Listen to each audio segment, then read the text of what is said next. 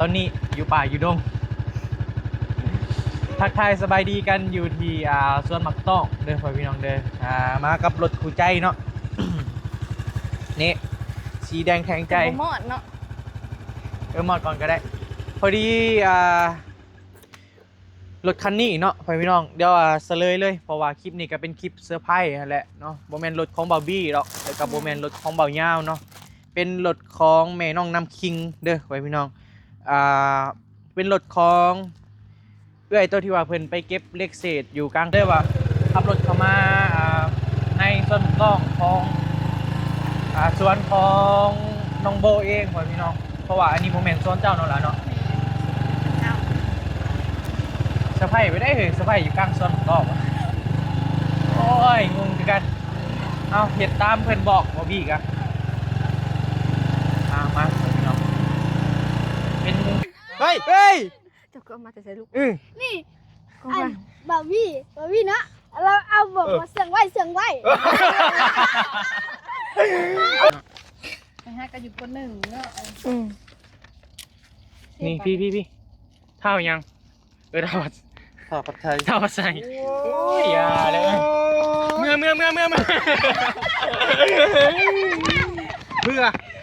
ใจเลยยังไงเนาะ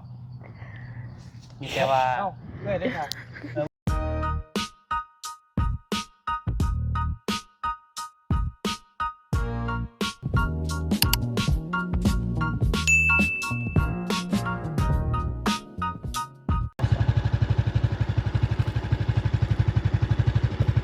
สันมาทำอะไรดีมายังบอก โอ้โห เอาสบายดีเด้อไปพี่น้องเด้อทักทายสบายดีกันบรรยากาศช่วงเที่ยงเนาะตอนนี้อยู่ป่าอยู่ดงทักทายสบายดีกันอยู่ที่สวนหมักต้องเด้อพี่น้องเด้อมากับรถคู่ใจเนาะ นี่สีแดงแข็งใจบ่มอดเนาะหมดก่อนก็ได้พอดีรถคันนี้เนาะพี่น้องเดี๋ยวเสลยเลยเพราะว่าคลิปนี้ก็เป็นคลิปเซอร์ไพรส์นั่นแหละเนาะโมเมนต์รถของบาร์บี้หรอกแล้วก็โมเมนต์รถของเบาเงาเนาะเป็นรถของแม่น้องน้ำคิงเด้อพี่น้องเป็นรถของเอื้อยตัวที่ว่าเพิ่นไปเก็บเลขเศษอยู่กลางทางตัวที่ว่าบาร์บี้ไปพ่อกับพอลลี่มื้อนั้นแหละพี่น้องเป็นรถของแม่น้ำคิงเนาะเป็นน้าสาวของน้องโบเลยตอนนี้ทางพวกเราวางแผนกันไอ้ยาวซาเบลบาไซยังนั่นแหละวางแผนกันโอ้ยุงลายเว้ยให้บาร์บี้กับน้องโบนี่เอารถมาเสี่ยงไว้อยู่ส่วนมักต้องของน้องโบนี่แหละพี่น้องเลยกะสีส่วนเอื้อยออกมาเอาอุ้ยยุงก็ลายเถอะวะสีส่วนออกมาส่วนเนาะล่ะเนาะเลยกะสีเสื้อผ้าเพิ่นเลยโอ้แม่งกระเบื่อลายเว้ยเนาะขึ้นได้เบิ่งก่อนเด้อใส่เบิ่งก่อนโอ้ยแม่งกระเบื่อตัวลายเถอะวะเลข2นี่บ่จ้างมื้อนี้พอดีให้บอบบี้ขี่มาก่อนนี่แหละพอดีเบลกับพาไซกำลังนำมาพี่น้องแต่ว่าอันนี้บ่แม่นส่วนเจ้าเนาะเขาไปในอีกแม่นต้องขี่เข้าไปในใกล้เติบพุ่นแหละแต่ว่าเขาไปลึกนี่แฮงสิยุงลายเนาะโอ้ยยุงลายเลยเว้ยไอ้หูนี่นุ่งเสื้อแขนยาวก็ดีเนาะนะครับน้องหลาเพื่อนพี่น้องพอดีกำลังพากันตามมาทางไหนกันเป็นอะไรความรู้สึกบ่ก็ดีใจเนาะดีใจน้ำนะสาวอันนั้นก็ซัมเมตัวเองนั่นแหละพี่น้องซัมเมน้องๆเพื่อนเพราะว่าเอ้ยก็เลี้ยงมาแต่น้อยยุงไออยู่บ่ได้ดอกแนวนี้ยังเป็นไข่มึงดิเฮ็ดเสร็จกันแล้วบ่าสมายังได้ดิมีก็ไฟบ่ดังไฟอยู่บ่ได้ดอกโอ้ยุงลายรีบไปพี่น้องอ๋อยุงนะเต็มเลยนี่นะมันต้องไม่อยู่แต่ว่าเขาไปมันแจ้งบ่ล่ะเขาไปแจ้งบ่แจ้งอยู่มันกระเบื่อลายรีบไปพี่น้องเป็นส่วนหมักต้องอยู่รักเซาคกเนาะพอดีไอ้บ่ฮู้เว้ยว่ามันสิมียุงพอดีพาไซโทรหาบอบบี้แต่เศร้าๆพูดแหละพี่น้องดูบ่ไหวดอกนี่โทรให้เขาเจ้าเอาเสือแขนยาวมาให้แน่ได้บ่เพราะว่านุ่งเสือแขนสั้นมา มันอยู่บ่ได้ได้แนวนี้เป็นไข้เลือดออกได้เว้ยอืมมาเดี๋ยวใส่กระเดียกกระดอกบอกเขาเจ้าเอาเสื้อแขนยาวมาให้เด้อกำลังเตรียมแผนเซอร์ไพรส์ไว้พี่น้องแม่น้องน้ำคิงตัวที่ว่าลูกครึ่งไทยลาวแหละพอน้องน้ำคิงค่ะเป็นคนไทยและแม่เป็นคนลาวโอ้ยยุ่งนี่กะปอโธ่บ่เคยพ่อยุ่งไปนี่จักเทื่อเลยเว้ย นี่หายนี่นะ อยู่ไม่ไหวอยู่ไม่ไหว ฮัลโหล สิมาแล้ว ป้ายพอพี่น้องพอดีเป็นใกล้สิมาฮอดแล้วให้พวกเรารถไปเสี่ยงค่ะ เป็นเพื่อนมักต้องโอ้แต่ว่ายุ่งลายแห้งได้พอพี่น้องยุ่งแบบ ยุ่งโคตรลายเนาะโบเนาะตอนนี้กำลังนี่แหละแนมเห็นกันอยู่คลินิกอะก็เลยว่าขับรถเข้ามาในส่วนต้องของสวนของน้องโบเองพอพี่น้องเพราะว่าอันนี้โมเมนต์สวนเจ้าเนาะล่ะเนาะ เอา สะพายไปได้เลยสะพายอยู่กลางสวนก็โอ้ยงงคือกันเอาเห็ดตามเพื่อนบอกว่าบี้กะมาพี่น้องเป็นการเซอร์ไพรส์เซอร์ไพรส์ใหญ่เลยได้รถจักร1,000กับก็มูลค่ากับ30 กว่าล้าน50,000 บาทเลยพี่น้องมูลค่าบ่ธรรมดาชื่อห้ออะไรมันบอกโอ้อยู่นี่มันแจ้งอยู่นี่เอาไปเสี่ยงใช้ละบัดเอาหยัดเข้าปุ่มไม้นะบ่ มึงก่อน ลงไปเด้ได้ว่ะหยัดเข้าปุ่มไม้ตัวนั้นแหละ จะได้เสือไปเหมือนกัน ได้บ่เราจะจับกองง่ายปะโอ้ซีมันสิบ่ขูดของเราบ่เลย นาย่านอยู่ บ่ก็ไปบ่ให้มันมีบ่อนคูดเนาะหาเนาะเอาไว้นะเนาะได้อยู่ได้อยู่ นี่กลับไปเลย โอ้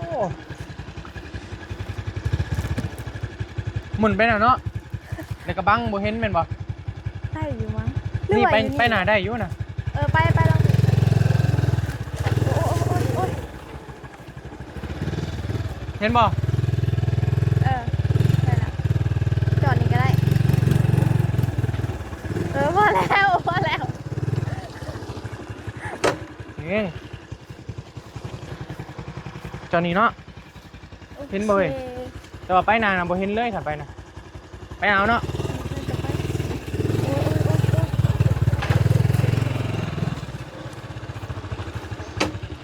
ปึ๊บเรียบร้อยบ่เห็นเพราะว่ามาก็มาอยู่นะเด้ เจ้าเฝ้ารถอยู่นี่ได้อยามันเสียเรียบร้อยพี่น้องกำลังถ่าชุเพิ่นมาตอนนี้กันโอ้ยยุงแต่อยู่นี่โอเคกว่าอยู่เนาะ มันแจ้ง อยู่นี่บ่มีปันใดได้ยินเสียงรถมาแล้วโอ้ยอยู่น่ะยุงลายเว้ยอยู่ไม่ไหวเสียงนกเสียงหนูมานี่กะพูดแล้วเพิ่นชวนสิมานั่นเดี๋ยวพานัดกันก่อนว่าเพิ่นโอ้ my god มาแบบใดพ่อพี่น้องมีเดียวว่าให้บอบบี้กับน้องโบเอารถมาเสี่ยงก่อนว่าซั่นเป็นใดความรู้สึกบ่ล่ะ ดีใจ อันนั้นก็คือแม่คนที่2ของน้องเพิ่นนั่นแหละ เลย แล้วเราก็เลี้ยงมาแต่น้อยเนาะล่ะเนาะแม่นบ่ แมน เลี้ยงมาแต่น้อยๆเลยว่าซั่นแม่คนที่2แล้วซื้ออะไรยังก็ เศร้าหนิง เป็นนิง หรือว่าเอิญแหลกก็ได้ เป็นนิงเลื่อนแหละแหละ แมนเอิญได้2สื่อ เด้เสียงรถนี่มาแล้ว นี่ก็ ไอ้เฮงหนุ่งเสือแขนสั้นเลย อยู่ไม่ไหว เสียงหนุกเสียงหนูโอ้ธรรมชาติดีเว้ยแถว เพ นี้ ชรบอกว่าเนาะ ไปให้ปลวกบ่ให้ปลวกมันโง่มากหลุดบ่เห็นเอาอีกแล้วเห็นบ่ เจ้าเสือบอกว่าข่อยเคยไปหาเห็ด เสือแล้วเนาะเจ้าเสือบ่ข่อยเคยไปหาเห็ด เสือ เสือเล่นในคลิป เจ้าเดซ่ะเสือเขาโอ้ข่อยไปหากินเด้อ แบบเจ้า เป็น ได้ เลยค่ะแน่นอนเลย แบบเจ้าก็หากินเก่งบ่ yes sir แปลว่าหยัง นี่มันมีอันนี้อยู่นะต้นหมกมี่นี่ก็ต้นหมกมี่จุค่อยเลยนี่บ่แม่นเคยมีต้นหมกมี่แล้วก็ ดินเจ้าบ่นี่ ตัดถิ่มเบิดบ่ ดินเจ้าซะบ่ บ่แต่มันเคยมีต้นหมกมี่นะแล้วก็ตัดถิ่ม มันเป็นต้นหมกมี่ไป สลายเขามาหลัก โอ้ หลัก มันอยู่ บ่ได้ ป่า เอา เล ไป ย กินหลักละกามาบ่ได้หลักดอก หลักเอาไป พัน ถิ่มบ่เผื่อยังเลย นี่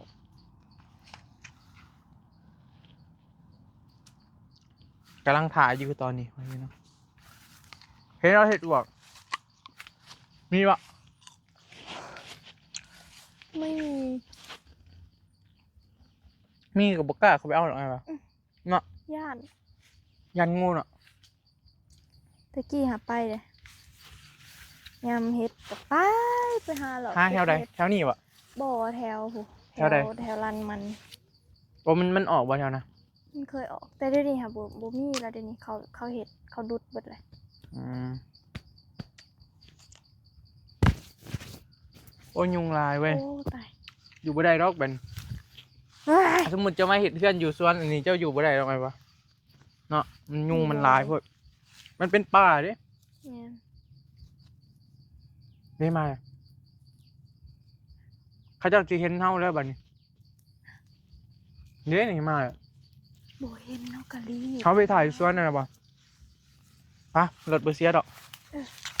เพื่อเนี่ยกินบ่เสียเรื่องรถนี่ โอ้ยหลอกคออยู่จ้าไฟเนาะพี่น้องเนาะกระติกได้ไว้นี่เนาะ ให้เขารถกระติกนะเข้มไข่อยาก อย่า ได้ เล็ดก็พอ ไปพี่น้องมาแล้วตอนนี้ แม่นดีบ่ แหมน หูจะดีเนาะ เสียงยุ่งบ่นี่ แน่นอน โอ้ยยางป่าคือสิขับเว้ย ระแวงดิ อยู่นี่บ่มีบ่อนเสือฮะเห็นโอ้ยให้เขาหลักเลยนะ เจ้าสีใจ เด้แนมก็เห็นนี่เขาก็แนมอยู่นี่นี่ไผ่สีปิกกาไว้ปะนะ โอ้ยานาง จอยเขาก็ออกมาเลย อันนี้แมนเป็นส่วนมักต้องของน้องเพิ่นพี่น้องจะเอาไปเสื่องไว้อยู่พุทธเด้แนมไปก็เห็นอยู่เด้ใครสิเก่งปานน่ะก็มาเอาเลยเว้ย นี่บีพร้อมบวก รถไม่เอาเสื่องอยู่นั่นมีอย่างแหน่ส่วนเจ้า เด้มีต้นหมกตอง มีก็ต้องต้อง แม่นี่ก็ต้นหมกตองนี่แหละ โอเคเจ้าถ่ายพัดใจถ่ายก่อนพี่น้องเพิ่นมาแล้วพี่น้องเอาผัดไส้กำลังออกมาเด้เอาเฮ้ยน้องน้ำคิงมาแล้วตอนนี้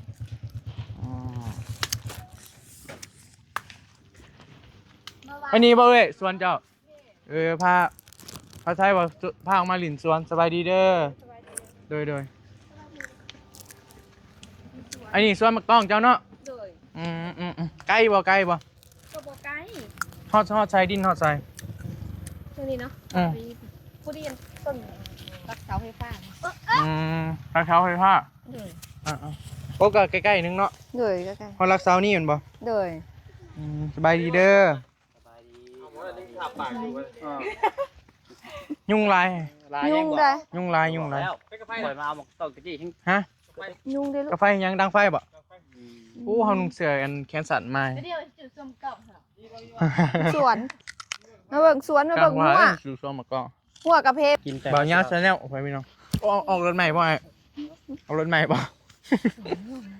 เอารถงามเว้ย เอารถไปร่างเอารถไปร่าง เอารถ เลิกกับมาแล้วไปส ต้อ ว ง น ไปนี่โบ อืม ประมาณจริง ออกมาเบิดเลยบ่นี่ กระ โอ้ ตุ้นนี่เต็มอยู่ มักต้องบ่ บ่โอ้ย คอย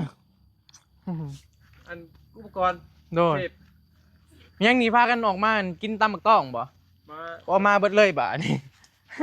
หมกต้องนี่คือบุ มาบางส่วนบ่ คือบุมีหมากวะ สบายดีเด้อแม่เด้อ กิน โดยกินเนี่ยโอ้ยเจ้ากันเนาะโอ้ยยุงลายเว้ย ลายได้ลูกเอ้ย โดยไปพี่น้อง สวนแน่โทรเฮ็ดปะไว้นะเฮ็ดมันเฮ็ด เดี๋ยวเอามาทางหญ้าบ่ แม่นเอามาทางหงา ออกมาดุอยู่บ่เอ้ย กระดุอยู่ไหน ฮะ ดุ อืม ผักเวียกผักงานแล้วก็มากับ เวี เอื้ ย อย กงานกับมาเนาะ กับเอื้อยตะกี้มีอันไอ้เคยกับไอ้เคยพามา โดย เพิ่นมาเห็ดหัวเห็ดสวนมันตะกี้ แกกีเป็นส่วนมันแม่นบ่ แม่น มันเด้อมาเลาะเบิ่งสวนครั้งแรกได้นี่เพื่อนพี่น้องครั้งแรกมาสวนเราระวังเด้อน้ำคิงเด้อ ยุงเด้อลูก ฮอดใส่แม่ ทางอันนี้ ยาวประมาณ80กว้าง40เมตร อันเอาย่างหั่นมาลงใส่ มันบ่มีภูเขานั่นแหละ แต่มันก็ต้องได้คั่วได้เอาย่างมา แม่น ได้อายุประมาณ1,000 ต้นนี่นะได้1,000 ต้นนี่ก็โอ้รอดแล้ว พอเพิ่นบ่อยู่แล้วก็มีผู้พาเฮ็ดเลย มันได้กินตลอดเด้คันเฮามีเบียร์ยางเอายางมาลงดินนี่งามดินปลูกงาม ก้าวแม่นำก็พอแล้วมาทางนี่ โอ้ ทางแล้วก็ปลูกไปนั่น ต้นมักต้องข้างใหญ่คักอีหลีเนาะ แล้วก็มันเป็นมังมีบ่ได้ลูกนะ เป็นสวนหมังมี่ อยากมีแม่เฮ็ดสวนมันก็แม่จ้างก็จะมาตัดกัน ตัดน้ำของน้ำ โดย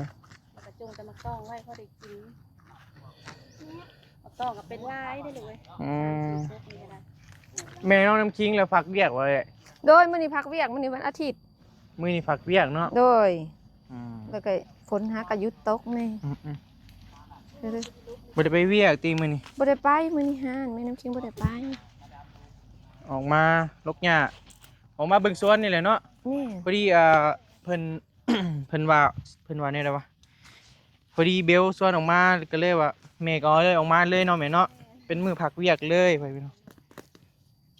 เอายางหั่นมาลงใส่แถวนี้โดย มันมาใส่ก็ยังบ่ได้พูดเลยทั้งเมย์ทั้งยังเพิ่นก็ออกมาเพิ่นกับมื้อเนาะว่าแม่น้องเบลกับเมย์กับน้าสาวกับผักเวียกพุ่นน่ะ โดย เพิ่นเลยว่านัดกันว่าพากันมาลุก โดยเอาแม่ จะไปกันยุ่งมาสิ เห็นบ่อนเมเฒ่าเฮ็ดนะโอ้ยเจ้านี่เนาะ สิให้น้อง บ่แล้วเนาะ เจ้านี่เฮ็ดแม่เว้ย ใส่ไม่เท่าได้ก่อน เอาว่าแม่ลูกเคยไปนี่กะ โอ้ยเนาะ ยอมเนาะ บ่เฮาเลยบ่เอาเลยเฮานี่ เพราะอันอยากจะพูดว่าแต่ไซฮอดไซนี่แหละ อยากขายบ่เว้ยอยากชวนเราขาย อย่า บ่ เพิ่งเว้ากลัวดิ ซุปบนเท้าทางอะไรลูก แม่ ทาง เจ้าอย่าบอกแม่จังหน่อยชวนนะขายนะแม่เอาเงินมาแต่งลูกสาวเจ้าเองว่ะ ตะกี้ มาใส่เป็น ปลูกอันยังอัน เงิ นี้ นน้องแต่งน้องบ่ลูก ปลูกมัน อันยังนี่ น้ำหอม สเปรย์บ่ มีความเป็น อื หัว ม เป็นไปดูแล้วก็ โอ้ย ปลูกแล้วลูกเอ้ยมีแต่ถ้ากันจะหักมาทางลูกหญ้าลูก มีหยังใบเตย คือให้บอก เอ้ย เห็นกระจูดไล่ให้มันเป็นลูกเอ้ยพอบ่อยมันหกมันเถื่อ มักต้องพี่เจ้านี่จักต้น เนี่ยพอเห็นลูกตีหาต้นทั้งนี้แหละแต่เก่ามันเป็น พอดีไอ้ยาวอยู่พุ่นนะ มันนี่โอ้ยว่าใครกันออกมาบ่รู้หาลูกหญ้าลูกหยังว่า โดย มาเบิ่งหัวพร้อมหัวมัน หัวกะ หมดเบิด เอา เลย แม่นหมุนแล้ว อันเท่าไรคูณเท่าไรดินนี่ 40คูณ80ลูก 40คูณ80 กว้าง40 โอเค พอบ่อยู่แล้วก็พาลูกพาเต้านั่นแหละพากันมาลูกหญ้าลูกโคอะไรบ้างอะไรมันนี่แล้วก็เลยออกมาเบิ่งก็ ปลูกมันนี่มันบ่งามบ่ มันก็บ่ปานใดเลยมา เบิดนี่มันบ่ได้จักล้านซ้ำนะมันบ่ได้ซ้ำ บ่ได้ ลูกเคยผู้นี้ก็สิฮู้ดีเพิ่นเคยหับซื้อมันเนาะ เฮ็ดเบิดแล้ว เฮ็ดมาเบิดแล้วนี่ก็ได้ น้องเบิ่งบัดปลูกก็โอ้ แต่บางเทื่อว่าบ่ได้เด้บางเทื่ออันจากสวนน้องโบมาปลูกก็มี ใช่โลดเต็มดุแม่บ่ว่าเฮ็ดโลดนะยังอยู่ YouTube ก็สิล่มพี่น้องเอ้ยบางเทื่อนั่นก็ชวนกันมาเฮ็ดสวนหมอกสวนมันแล้ว ปลูกตูบเท่านี้ละอยู่ ยุ่งหลาย อันยุ่งลายแล้วแม่เฒ่ายังมีอีกตัวนึงเฒ่าปะมาให้อีก ไม่คักเลยซะขายบ่แม่ บ่เขาอยากจะลำบาก เขาย่านเจ้าลำบากเขาย่านเจ้าลำบาก เจ้าลำบากเนาะ แม่เลย ขายซะ ขายอยู่นะแม่ขายรถ ขายไปซื้ออันเนื้อแซ่บๆกิน บ่แม่นซื้อซีจีนเนาะ ขายไปซื้อรถมาขี่ไป เห็นคักเลยอ่ะ อยู่ไสส่วนอยู่ไสแม่ ที่เจ้าจะสิบ่ได้ตากแดดตากฝนก่อนมัน เนาะ ไปไสก็สบายเนาะ แม่น อย่าซ่าเราว่ากูบ่เอาซิดอก บ่หยอกเนาะ เป็นยังบ่เป็นยัง เป็นยังลูก โอเคซะเนาะไส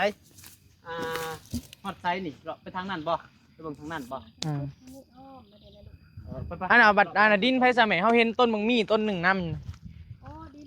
มันน่าสนใจอยู่นะ เอาไปขายแบบคือสิต้นราคาแพงหั่นนะ แบบต้นไม้แบบ คือว่าต้นโซ่ต้นหยังนี่ล่ะต้นแบบคนรวยเขาเอาไปปลูกเด้ วางเด้อ จังหวะเขาเห็นอยู่นะดินเจ้าบ่อยู่นอกอ่ะ บ่แม่ โอ้แม่นบ่อืม เออ อืมมาน้ำคิงมา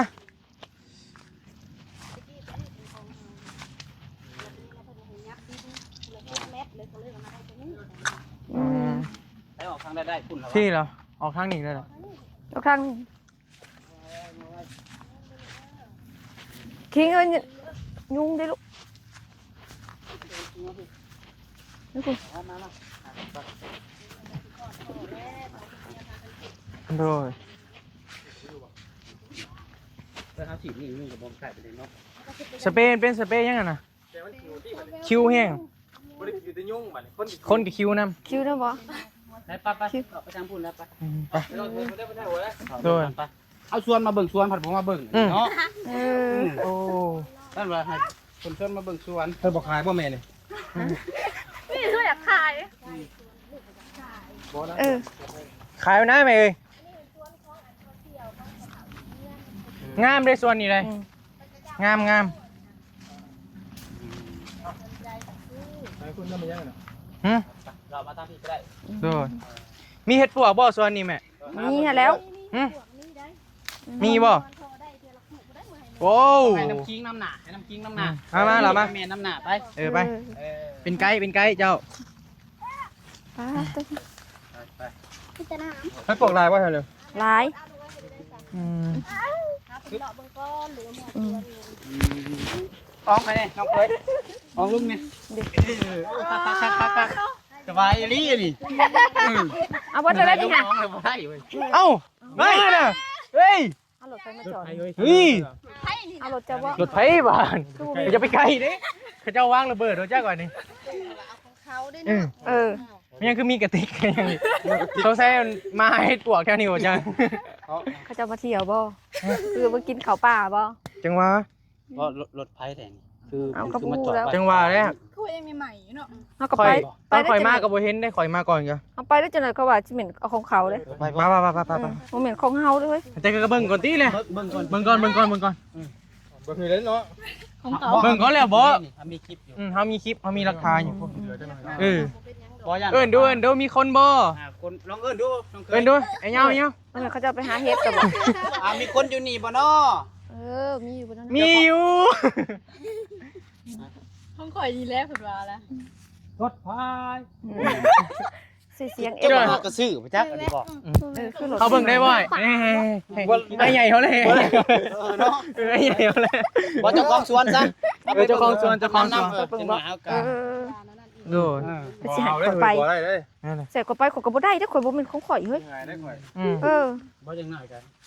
ให้แม่กับลูกเราขอโทษ โอ้ก็ไปโทษตายแล้ววันนี้ก็ไปโทษกูบ่ได้เด้อ โอ้ยมีการขโมยเว้ยคือมีการจ้องน้ำมันนี่ยันเรามานะเรามาหาเฮ็ด เขาก็มาเบิ่งสวนเขาเลยเนาะเจ้าของสวน เจ้านี่จะคุ้นๆเว้ย คุณบ่ ผู้ได้เขาจอง เปิดเบิ่งดูใครเคยใส่เลยจองนี่ ใครเคยใส่บ่ฮู้คือกันได้ บ่เห็นจ้องข่อย โอ้ยยุ่งกันเนาะ ยุงหลายได้ เอาเว้ยมึงดิ ยุงกินได้ลูก มีบ่ เอ มา อ พี่ รถไฟ เฮ้ยอย่าถามเอ้ยมาพี่มาเบิ่งดูรถไผได้นี่ฮะจังหวะเฮามันป้าให้น้องสาวเป็นโทษผู้เดียวได้ บ่เอาแม่น้ำคิงบ่เอาน้ำได้ ฮะ แม่น้ำคิงบ่เอาน้ำได้คันว่าเป็นโทษแม่น้ำคิงบ่มีแม่น้ำคิง พี่น้องจริงเอาเด้อจริงเอาเด้อ จังหวะ ว่า กันได้ใส่บ่ฮู้จักได้ เบิ่งเป็นหูเป็นตาเป็นหลักฐาน บ่ เป็น มี ญาณ มี กัน คลิ เด้ ป อ ถ่ายอยู่มีคลิปถ่ายไว้อยู่ ว่าลูกคันใหม่ไม่ ลอง จ เอิ้ อด นเบิ่งดูซะ นักกระเตาะกระติกเนาะ อืม มาแต่ใหม่ บ่ยันไปหาเฮ็ดนะบางนี่นะออกมาเลยไปหาเฮ็ด ไป เลย เนาะ โอ้หลอกคออีกเด้ พอ หลอกคออีก เขาก็หลอกไปเลยนะเขาก็ย่านคนเอาเว้าเขาไปหาเฮ็ดหาหยังอู้เจ้าก็เบิ่งเอาเด้ เสียง บ่แม่นดอกเจ้านะโอ้ย เอาไว้เลย อาจจะขี้อาจจะชื่อ ให้ก็ซื้อนี่ให้ก็แต้ม ใหม่อยู่ได้นี่เนาะทุกคนอยู่เลย ยังใหม่ๆเขาก็ยังกล้า มันสิมีใหม่อยู่น่ะมี แม่แหละมีหอดกระติกมีหอดอย่างงี้ จอดได้เนาะ เขาคือกล้าขี่มาสวน กล้าแท้ เขาไม่ได้คอยได้บ่ น้ำคิงอยากได้บ่ บ่ เอาได้ เออถ้าเป็นของเจ้าแล้วเอาบ่ ถ้าเป็นของเจ้าเอาบ่ เอาลูก เอา นี่ อืม ถ้าเขาบ่ เขาบอกเอา นี่ โอ้หูจะควมเท อยากได้อยู่บ่จัก อยากได้บ่ อยู่บ่ เอาไปได้บ่ลูกเออ น้องหลายอยากได้หยังน้องหลายอยากได้หยัง ได้รถใหญ่ โอ้ ไม่ได้รถจักตัดบักทีเลยเอ้ยเอารถไฟเลยบ่กับเจ้า เดี๋ยวไป คือบ่แม่นรถเฮาไปซื้อมื้อเช้านี่บ่ หลุดบ่ยาวป่ะซะ เฮาบ่ได้ขี่รถมาเลยเนาะ บ่จะบ่ได้ขี่รถมาบ่ เฮาขี่รถวงวีมามื้อนี้ จะได้ ลองมึงดู จะบ่วงวีขี่รถธรรมะจักบ่ จังหวะ เที่ยวได้ไหม ยังบ่มีจังหวะมีกระแจบ่แหละ เบิ่งดูกระเจไผมีกระเจนี่ไผมีกระเจแบมือขึ้นเบิดทุกคน เอ้าเฮ้ย จะก็เอามาแต่ใส่ลูก นี่ ก็ อั ว่าน บาวี่เนาะเราเอาบอกว่าเสียงไว้ โอ้ยเฮ้ยเอาไปเสียงดูเอา เอาเสียบเบิ่งอ่ะ บ่ได้มัน เออลองเบิ่งอ่ะ กระแจรถ เอาเสียเป็นบ่เสียเป็นบ่เอ้ยสื่อนี่เรากันเนาะ หายไปไหนเล็กน้อยเนาะ เฮ้ยลองเบิ่ง นี่ก็ตัวบ่ได้เพิ่นว่า ลองเบิ่ง ดีได้ดีได้ เด้อไอ้จับให้เด้อ ถ้าเห็นมึงดูมันเป็นยังไง ใช่ พวกนี้เด้อพี่เด้อจะบี้บ่ อืม แต่ว่านักก็ระวังเด้อ เฮ้ยมึงเด้อลองบีบมึงดูมันติดบ่นี่บีบตัวนี้ ดัดเบิ้งบีบมึง ลูกเป็นปะ โอ้เฮ้ย โอ้ นี่ เขาคือ มาดิเซ่ เอาคำมันมีกระแจมต้องใครบ่ได้เด้ ไม่ ลองเบิ่งน้องใครมึงดูมียังเนี่ย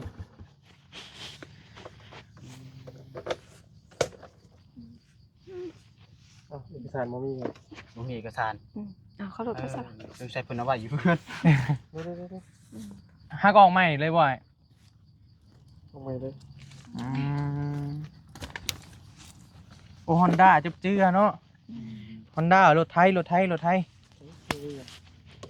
ยังกินลูกข่อยเบิ่ง ซื้อยังนะ เบายาว ดีใจนำเด้อเปล่าเนี่ย เอาถุงอะไรมาดูนะเอาเสนอซะพี่น้องเลยเนาะ เลยยัง รถคันนี้ก็เป็นรถน้องปัดไซเองไปซื้อมา โอ้ และ ดี ให้ ใจ ทางน้องสาวกับน้องเคยอันขี่มาสวนพี่น้องเนาะ ป้าเคยได้ไหม ให้น้องสาวกับน้องเคยขี่มาสวนพี่น้องเลยขี่มา เบิ่งดูซื้อเบิ่งซื้อ น้องปัดไซเอง เบิ่งซื้อก่อน เอาเบิ่งกับเบิ่งเอา ให้น้ำคิงงาน ให้น้ำขิงงาน เด็กเลยทั่วเป็นบ่เด็กเลยตัวจ้านภาษาลาวเป็นบ่ลองเบิ่ง ได้บ่ เอาไว้มา อุ้ย ทำไมเด็กเลยตัวเป็นได้เพิ่นบ่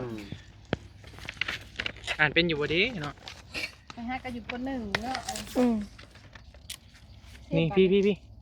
เท่ายังเท่า ข้าวผัดไทย เท่าใส่โอ้ยอย่าเลย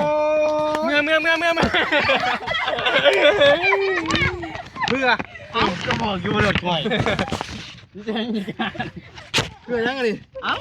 ยุ่งลายเลยป้า มาเบิ่งสวนเขาเอานะยุ่งกับมาเบิ่งสวนเป็นได้ซะ ยุ่งเลย เพื่อจังเคยบ่ได้อยากเบิ่งเพิ่นนะสวน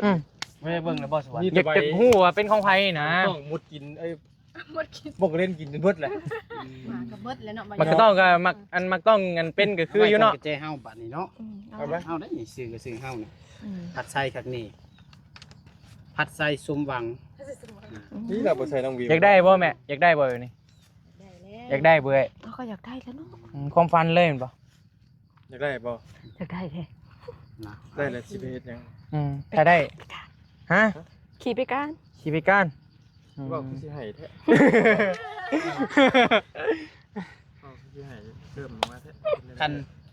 คะแนนว่าได้นี่เสียไว้ขี่ไปการไปส่งลูก แม่น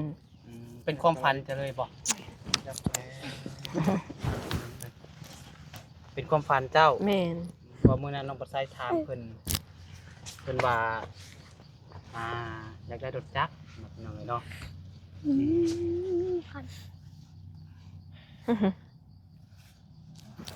คะแนนเฮามอบให้เอาบ่ โอ้ก็เอาแล้วเนาะดีใจนะ จังเห็น โอ้ยให้ก่อนนี่โอ้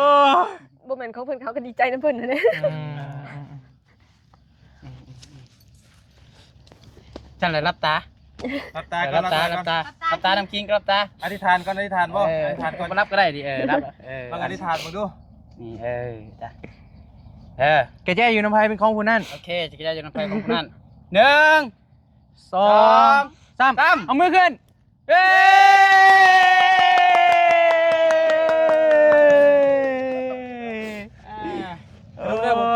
เป็นยังไงของเราบ่ เป็นของแม่น้องน้ำคิง ใจไปลูกดีใจไปลูกได้ไปโรงเรียนเนาะ เราดีใจเอาออกไปนอกบ่มันแจ้งได้อยู่เนาะ อันนี้ก็บ่ได้สิไหลขึ้นมาเบิด ดีใจป่ะ ดีใจเลยบ่คิดบ่ฝันมันสิได้นะคือพวก รถคันแรกในชีวิตได้เล่นนี่ป่ะ แม่นะ ย่อแม่ไว้ย่อแม่ไว้แข้งเอาแม่เอ้ยลูกกันเนาะ ดีใจ โดยเอาอย่างไงเนาะมีแต่ว่า เอ้าเอ้ยได้ค่ะ เอ้ยมากอดเอาน้องในเอ้ยไปแล้วบาดนี้เนาะ ไปเลย มาพี่ก่อนเดี๋ยวสิบอก ดีใจนะเนาะ อันนี้ก็เป็นเอาสิก็ได้เป็นรถของเจ้าเด้อ เนาะ ก็ซื้อให้เห็นมื้อนั้นว่าบ่มีรถขี่ไปการก็เลยว่า มีทางเมใจดีผู้ที่เพิ่นฝากเงินมาให้เจ้าหั่นแหละผู้เดียวกันก็ฝากเงินมาให้4ล้านในก่อนหน้านี้ โดย มื้อนี้เพิ่นเมื่อวานซื้อนี่เพิ่นเห็นคลิปเจ้าหั่นแหละเฮาถามเจ้าว่าอยากได้รถ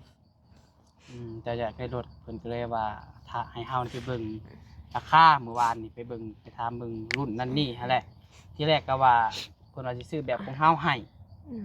แต่ว่าปัจจุบันนี้มันราคามันแพงเกินมันสูงหั่นนะเพิ่นก็เลย สำนีก็ดีใจแล้ว สำนี สำสิไปแล้วสำนี่กัน แม่นสำนีเขาก็ภูมิใจแล้วหั่น แต่ว่าที่แรกก็ว่าน้องปัสไซกับไปเบิ่งรายรุ่นเนาะกับรถมารีรถมารี กิน นี่ ขาน้อง ก็ว่ามันบ่อยากปานใด นี่แหละคนน้อยนี่แหละ ทางเมย์เพิ่นก็เลย ใช้สเปรย์ด้วย ทางเมย์เพิ่นก็เลยว่าซั่นเอาตัวนี้ซะก็บ่พอเพิ่นสู่ไว้อยู่ซั่นซะพี่น้องเอ้ยเนาะราคาก็52,000 บาทคือว่าประมาณ1,000กูเหรียญ1,500เหรียญ600เหรียญนี่แหละพี่น้องเอ้ย ยุ่งกับตัวใหญ่ ตัวซาก ดีใจน้ำเนาะ โดย ก็มีแต่ว่า ความฝันนั่นนี่ โดย ความฟันเลยหน่อยเนาะ เมื่อวานมาถามเมื่อวานนี่น้อยเนาะ โดย ถามเมื่อวานนี่พี่น้อง ก็บ่ได้เคยคิดแต่ว่าสิได้บ่เคยได้ เคยคิดอยู่ปะว่านี่ก็หลายคนอยู่ถามเนาะเขาก็ถามเนาะ ดีใจน้ำน้องบ่ ดีใจแล้วเนาะเป็นน้องได้พอได้ไปส่งลูกไปโรงเรียน รถคันแรกของเรารถคันแรกในชีวิตเลยเนาะ โดย กระปากอยู่ จนตอนนี้อายุจักปีก็ 40 40 ปียังบ่มีรถจักเป็นของตัวเองพี่น้องเนาะ เลี้ยงลูกคนเดียวอีกบัดนี้ โดย มื้อนี้ก็มีแล้วเนาะไปมากก็สิสะดวกสบาย เป็ ขึ้ น น มือที่อืม มือที่เราดีใจที่สุดเลยแหละเนาะ โดยเอาสามีแต่ว่าเฮาก็สิส่งมอบเด้อมอบเอกสารก็แม่นอันใบซื้อขายมีแต่เจ้าก็ไปเปลี่ยนชื่อเอาเด้อ โดย เดี๋ยวเปลี่ยนชื่อแม่นเอาสมุนโควไปบัตรประจำตัวก็ได้ โดย เปลี่ยนเป็นชื่อเจ้าเอง ยุ่งไหม แล้วก็ดีใจนำเด้อก็ยินดีต่อไป โดยสู้ๆเอ้ยสู้ แม่ ดีใจบ่น้ำคิงในรถน้ำเมียนเลยลูก คะแนนว่าหาเงินซื้อเองคิดว่าสิได้บ่ บ่คิดเนาะเพราะว่าเงินเดือนมันก็พอแต่ได้จะกินสำนั่นนะบ่คิดว่าสิได้ดอก คันว่าหาเงินซื้อเองนี่คือสิบ่ได้ดอกเนาะ แม่น เพราะว่ามันครึ่งแสนบ่ได้พี่น้องเอ้ย แม่น ๆมาเลย 50,000 บาทเนาะ นักอยู่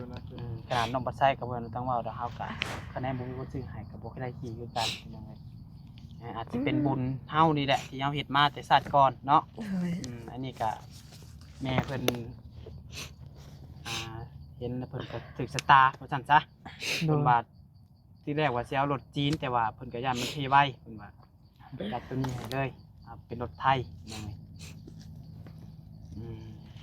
ครั้งแรกนี่สีแดงมากกี่บ่สีนะ มักสี ถู ได้ กใจบ่ ถึกใจได้มักสีแดงคือกัน ผู้บอกไผเลือกให้ ลองให้เดา บ่ฮู้ว่าไผ เจ้าคิดว่าไผ เบลบ่ ฮะ เบลบ่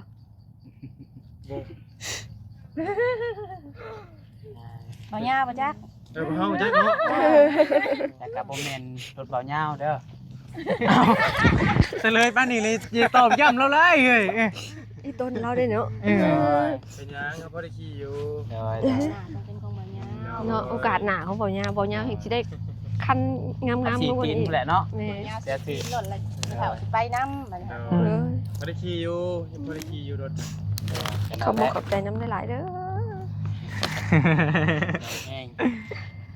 ดีใจนะน้องคิง ออกแต่นี่ก่อนบอก ไปไปบ่อนแจ้งหมู่ป่ะ บอกออกไปทางกูบอก ไปทางพุ่นแล้วป่ะ ไป บ้านนั้นแห้งกัน โดยขี่ได้อยู่บ่ แต่กับขาดองน้องเบลลืมบอกก่อนกินอีกเป็นยังไงเนาะยอกเป็นยังไงแต่พอท่านแล้วลืมคิด บ่ได้แล้วเจ้าน่ะ บ่ได้แล้ว เบิดโควต้าแล้ว เราหูเลยเด้ หูแล้วเป็นยังไง อืม เอ้ามีแต่ว่าสิขี่เป็นอยู่บ่ เป็น แล้วรถคันนี้ก็เป็นของเจ้าเด้อ โดย มีแต่ว่าให้เจ้าขอบคุณทางเมย์ต่างประเทศเพิ่นบ่ประสงค์ออกนามเด้อขอบคุณ อันนี้ก็แม่น้ำคิงก็ขอขอบอันใจน้ำหลายๆเนาะ ขอบคุณ ที่เมตตาแม่น้ำคิงเนาะที่เอ็นดู ตื่นเต้นใจได้นี่ ที่เมตตาแม่น้ำคิงและก็ที่มอบรถให้แม่น้ำคิงได้ให้อันต่อยอดต่อชีวิตแม่น้ำคิงที่ได้ให้ลูกไปโรงเรียนเนาะก็ขอขอบใจน้ำผู้ใหญ่ใจดีเนาะบ่ว่าฝั่งไทยหรือว่าฝั่งอยู่ต่างประเทศ ก็ขอให้อยู่ดีมีแฮงบ่จะสู่สุคนเนาะไปทางใดก็ครับมีให้คนหักคนหอมเนาะหรือว่าเฮ็ดธุรกิจหยังก็ให้เจริญรุ่งเรืองก้าวหน้าต่อไปหมดทุกคนเลยเนาะแม่น้ำขิงขอบใจน้ำหลาย โอเคดีใจแฮงเนาะ ๆเออ คือว่าของขวัญชิ้นใหญ่ในชีวิตเลยพี่น้อง แม่ ของขวัญชิ้นใหญ่ชิ้นแรกรถคันแรกเนาะ เด้อ แต่คอยเป็นรถค่ำรถคูณเด้อ โดย หาเงินหาคำมาได้หลาย สาธุ ต่อไปก็ได้ซื้อให้ก็มีแต่ว่ารักษาเอา แม่น แต่ว่าหาเงินเป็นซื้อเองก็คือเว้าแหละพี่น้องบ่ง่ายรถคันหนึ่งเพื่อนหลังหนึ่งมันต้องใช้เวลาพี่น้องเนาะ อืม เพื่อเฮาสิได้รถคันนี้มาคันเฮาหาเงินซื้อเองนี่ก็ต้องบ่ใช้ ยังเลย ว่าบ่ง่ายเลยพี่น้องเนาะบ่ง่าย แม่น ไปมีแต่ว่า เจ้าเรื่องเรียกว่า น้องปัจจัยเองน้องก็ต้องขอบคุณเด้อทางแม่ทางต่างประเทศที่ไว้เนี่ยเสียใจทางลูกเป็นสะพานบุญให้ในครั้งนี้และก็ขอให้แม่อยู่ดีมีแรงความเจ็บอย่าสุดใดความไข่อย่าสุดนี้ปรารถนาสิ่งใดก็ขอให้ได้สิ่งนั้นความมันปรารถนารับด้วยของเราใจคอยทางปลอดภัยเด้อแม่ให้มาทางนี้ก็ขอให้กลับคืนไปหาแม่และครอบครัวเราเท่ากันเท่าเด้อ สาธุเด้อ ดีใจเด้อเด้อ โดย สู้ โดย ๆโอเคไป